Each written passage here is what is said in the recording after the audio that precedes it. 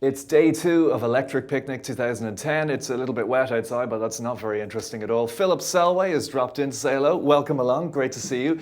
Can I just say the debut album, the debut solo album, it came as quite a surprise to, well, me and a number of people. Is this something that you've had in your mind for quite a long time? Familial, by the way, is the name of the album. I suppose it's been brewing for about 7 years. I mean, that's when I first started getting together the ideas for the record. I didn't know how it was going to come out of it, at that point. The ideas weren't coming together with the idea of making a solo record.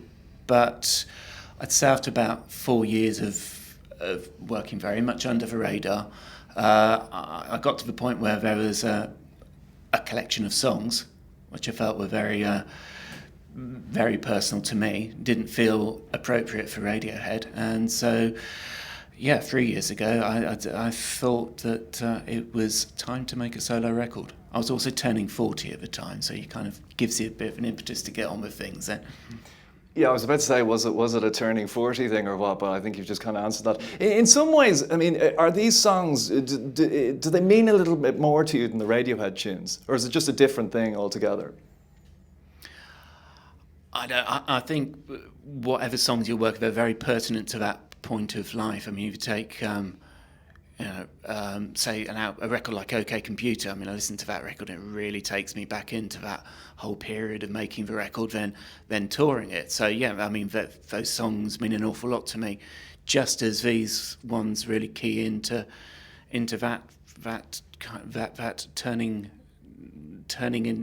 into a midlife monster period of your life. You mentioned OK Computer. Have you come across the Radiohead album by Easy Star All Stars? Yeah. What do you think of that? There's some amazing tracks on that, actually. The version of Let Down is stunning. It's much better than the original, actually. Boo hiss. No, I don't know. It is great though.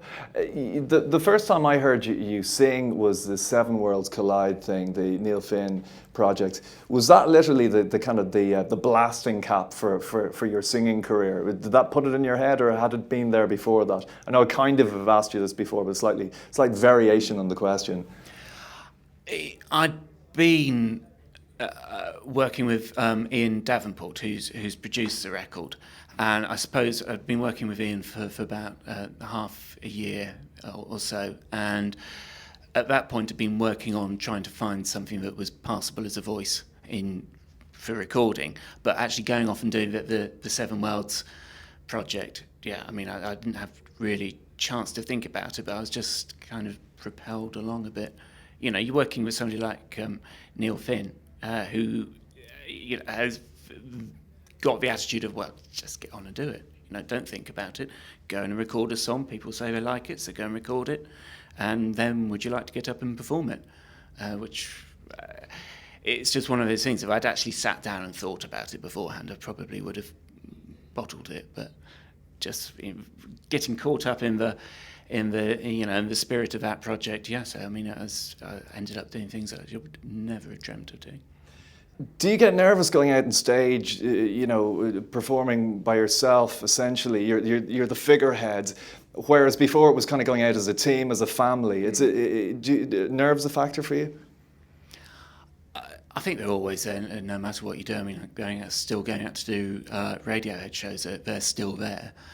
I suppose, you learn ways of actually using those nerves positively as well, and it is a different set of demands, moving up stage, if you like.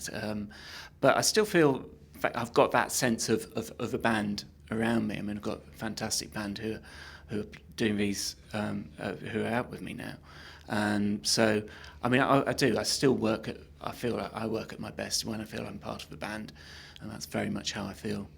Part of the band that you're in that everyone knows is Radiohead, and I've been reading bits and pieces that you're working on a new album, or you have been working on a new album. Is that true? We have been, yeah. It's not finished yet. We've just taken a break from it this summer. We get back to it at the end of September. Let's see where it takes us. Brilliant. Record company, or are you going to do a similar thing as with In Rainbows, or is that just too far ahead to say? That's too far. I mean, that kind of decision comes once we've actually finished a record, know what kind of record we have, and you do something that's appropriate to that. Yeah. This album you worked with a kind of just a really unusual bunch of people. Some members of Soul Coughing, or at least one member, Wilco, Lisa Germano as well. How did you assemble these people? Was it just a kind of this feels right, or was this something in the back of your mind beforehand?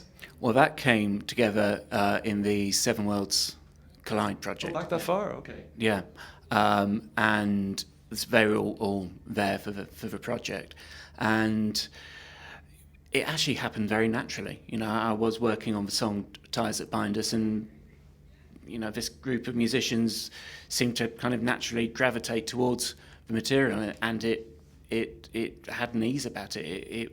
It worked from the outset. So it felt like the next logical step was then to make the record with everybody. Brilliant. Well, it's worked wonderfully. Congratulations on the album, and thanks a million for coming in. Thank you. Thank you.